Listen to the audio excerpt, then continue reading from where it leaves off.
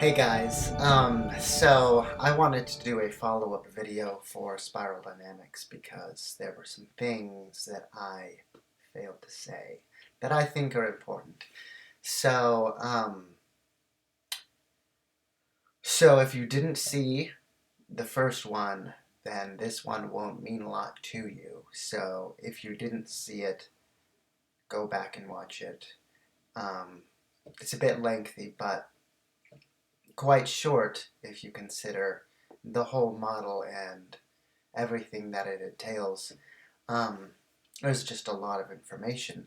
So, you know, all things considered, it's not long. But anyway, so this video, I'm going to touch on a few things that I forgot to mention before, and some things that I didn't want to mention in the first one. So, um, I'll just jump right into it. One of the most important things about spiral dynamics that I think I failed to mention, I might have mentioned it, but didn't really talk about it, is that societies go through the same thing that that individuals go through. So it's the same progression uh, from start to finish. Um, and interestingly, societies follow the same patterns because they are made up of individuals. So it's like the cells of your body are you. You are the summation of the cells in your body. Um, a group of people is a summation of the individuals in the group. It is not a different entity that is made up of individuals. It is the individuals. And so, depending on where the individuals of the group are at in the spiral, the group will be at a point that is the average of those members. So, um, the Middle East, for example, is very red-blue because the average of that the people in the Middle East, generally are somewhere between red and blue. Um, so, as a whole, as a collective, you end up with a very red-blue group. Um, the U.S. tends to be between stage blue and stage green. So there are a lot of blue people, like especially a lot of conservatives, tend to be very blue. A lot of Christians, for example, and then there are a lot of people who are orange. Um, Most of the country is orange. We're definitely an orange country, and you have a lot of people who are into capitalism and that sort of corporate mentality. Um, so mostly we have orange. We have some people who have moved into green in the U.S. A lot of celebrities and sort of forward-thinking people are green. They are trying to, you know, they're talking about things like, you know, equality, especially racial equality and women's rights and things like that. These people talk about those things because generally those people tend to be in stage green. Um, and, all of these stages have their flaws. So it's really easy, like I said in part one, for these people to demonize each other. Blue, orange, and green being the most prominent in the country, and all being in tier one. There's a lot of uh, there's a lot of arguing and fighting and not nice things being said between these different groups. And what they all don't realize is that that's not just this person's personality. It's not just this person is this way. That's just how this person is. This person hasn't always been this way, and they won't always be this way. These are all stages that we will all go through. So everyone needs to sit back and accept each other and all that stuff that stage green talks about. But the higher stages above green talk about it too, and they have a better grasp of that. Anyway, so the U.S. is an orange society. Scandinavia right now, and it's important to think about that. I mean right now because people change, societies change. So right now, Scandinavia is very green. So there are a lot of people in Scandinavia who are in stage orange, some in green, and some in yellow. But on average, they are green. That's why they have a lot of policies that are very green. They have lots of there's a lot of laws being put into place to help the environment to stay nice and everything and to thrive. So they're a very green society. There's still some orange, and some people have moved into yellow more than in the U.S. Obviously, there are people in every stage of the spiral in every country, but generally, Scandinavia is in stage green right now. If you think about in the ancient past, Scandinavia was a lot of Vikings. Vikings were not stage green. They were stage purple and red. First they were purple. They had all their plethora of gods, and they believed in nature and spirits and all those things. And then eventually, we see in the 800s, late 800s, the Vikings started to, they attacked England. That was a famous event, and that was sort of the start of the Viking, the whole period of Viking history that people are very familiar with, all the raiding and spreading out and all that. That was when they hit stage red. They were all about rising higher and conquering and huzzah. That's all red. They were purple, and then they started to really try to dominate. That's when they moved into stage red. A lot of time has passed. They went through blue, they went through orange. Now, generally, they're in stage green.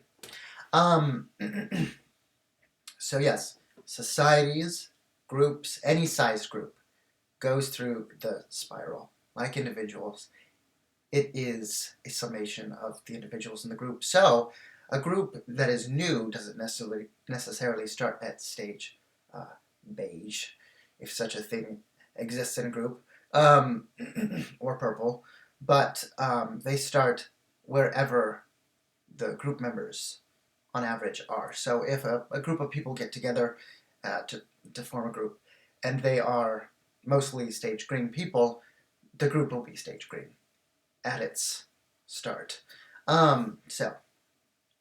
Another thing that I wanted to point out was that people can be in different stages of the spiral in different areas of their life. So an individual is not just in stage green. That's just a simplification that we say, because, it's very confusing to say that, oh, well, I think I'm 14% blue, and, but that really is how it works. You are, a percentage of you is in every stage of the spiral and in different areas of your life. So you could be in one stage in terms of how you interact with people, and then you could be in a different stage mostly in how you deal with things like work and responsibility and things like that. So we want to make sure that we're aware that just because you're in stage orange doesn't mean that you've mastered all the lessons that come with stage blue, or with stage red or purple. Which leads me to my next important point, and that is that each stage has lessons that we learn. And you're not going to learn all the lessons for a stage as you go through it. Nobody learns all the lessons for a stage. The lessons for each stage are potentially infinite.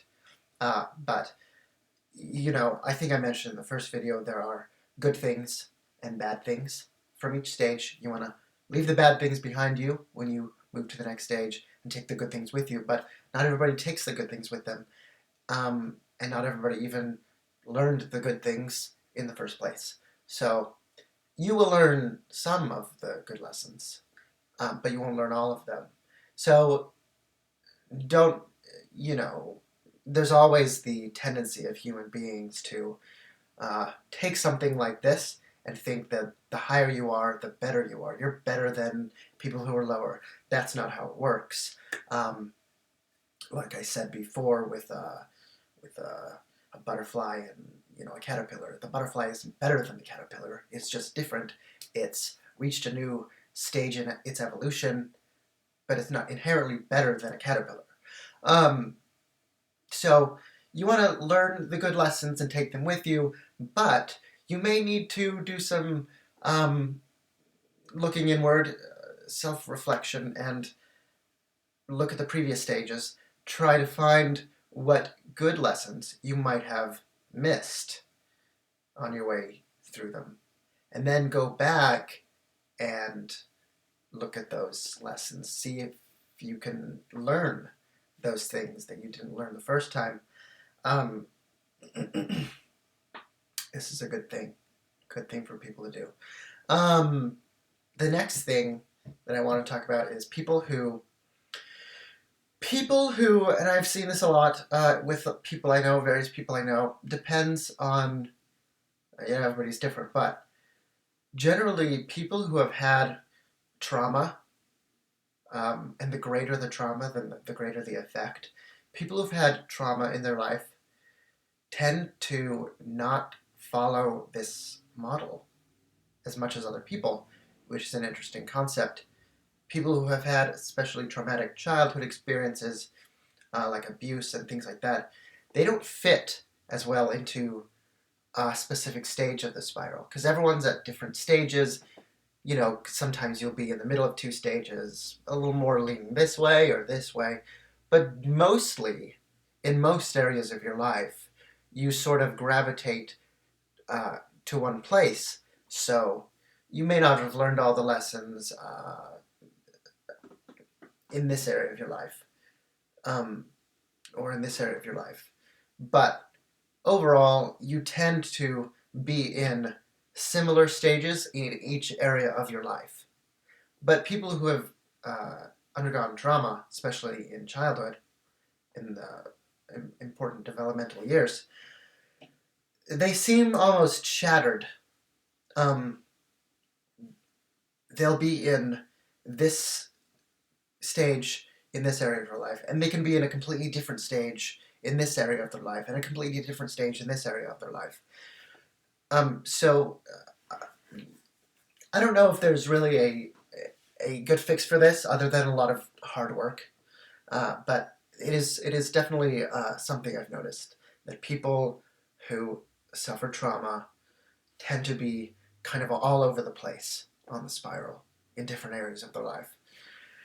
So, unfortunately for those people, they're going to have to, if they really are interested in self-improvement, they're going to have to really be honest with themselves, sit down, look at where they're lacking in certain things, and work on those.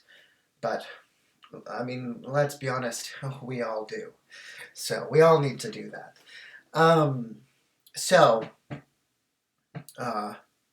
Let's see.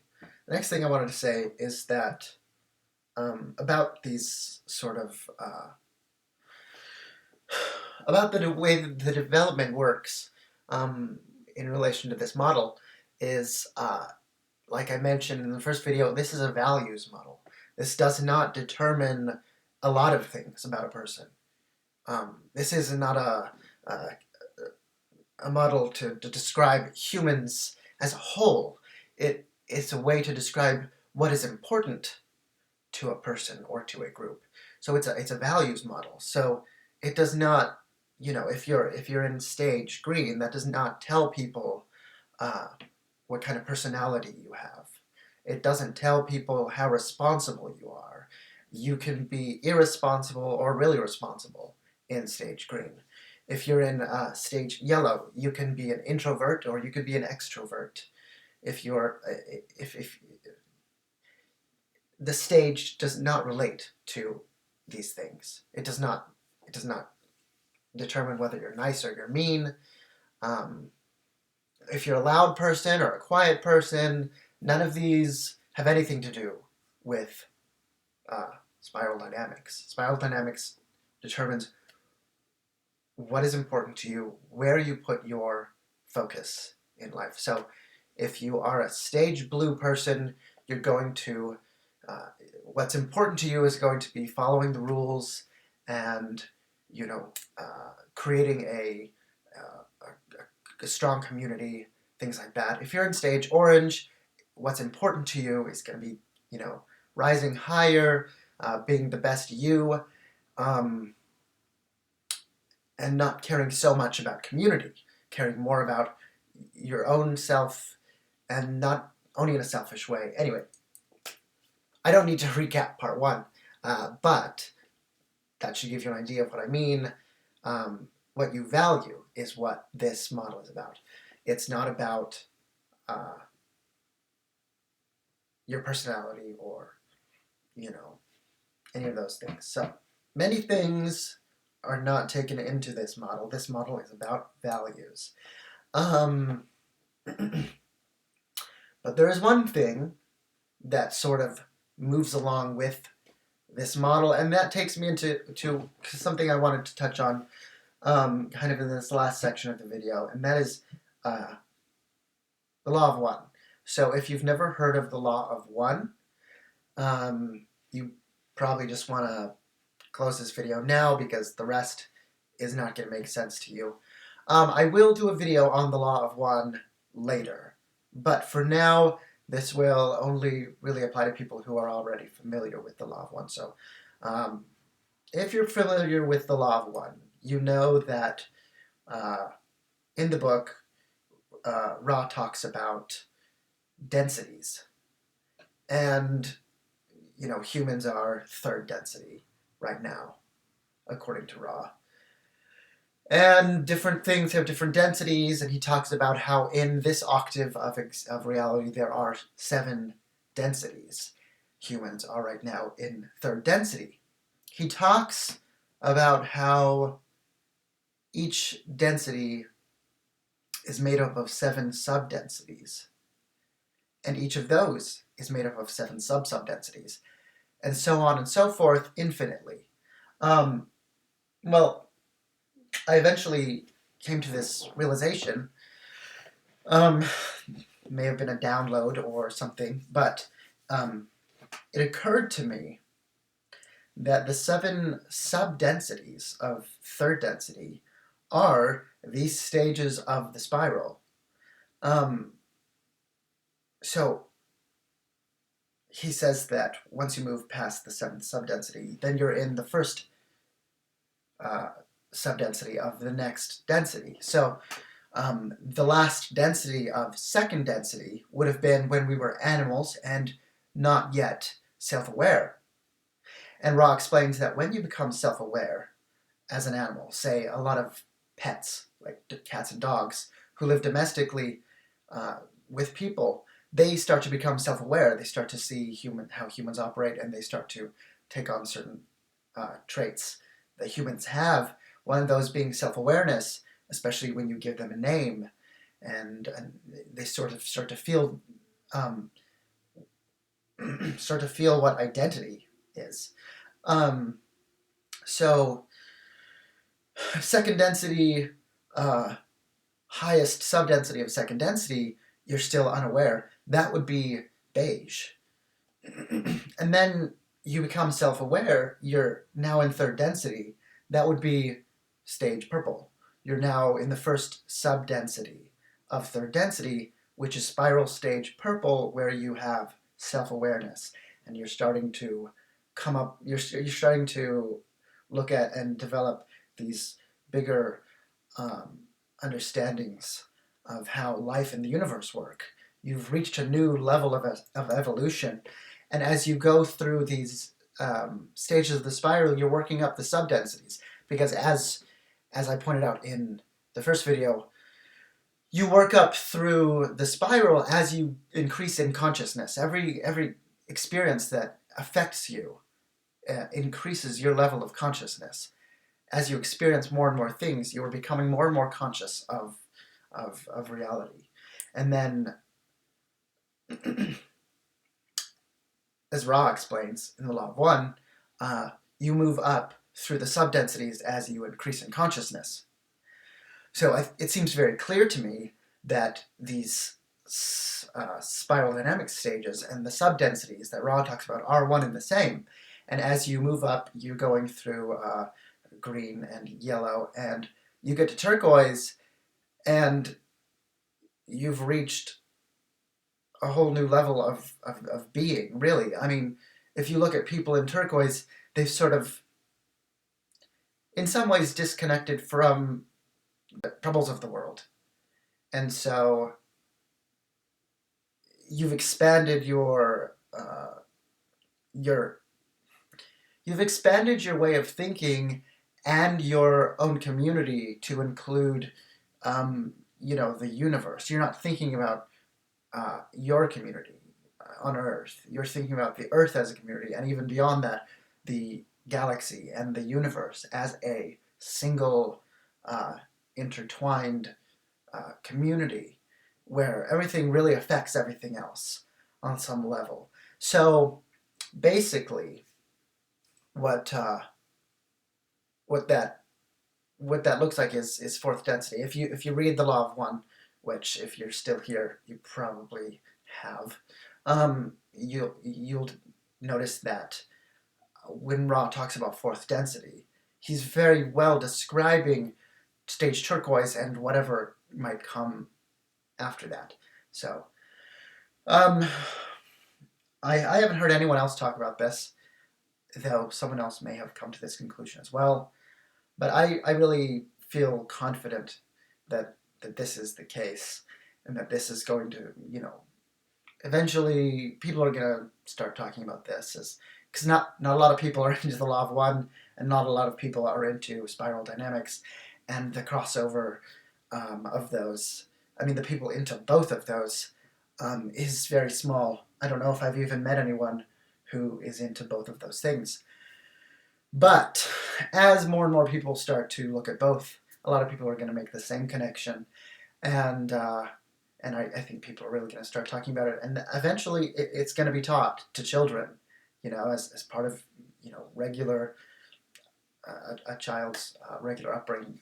I'd say school curriculum, but I'm not sure school as we think of it will be a thing in the future for a lot of reasons, which I may do a video on.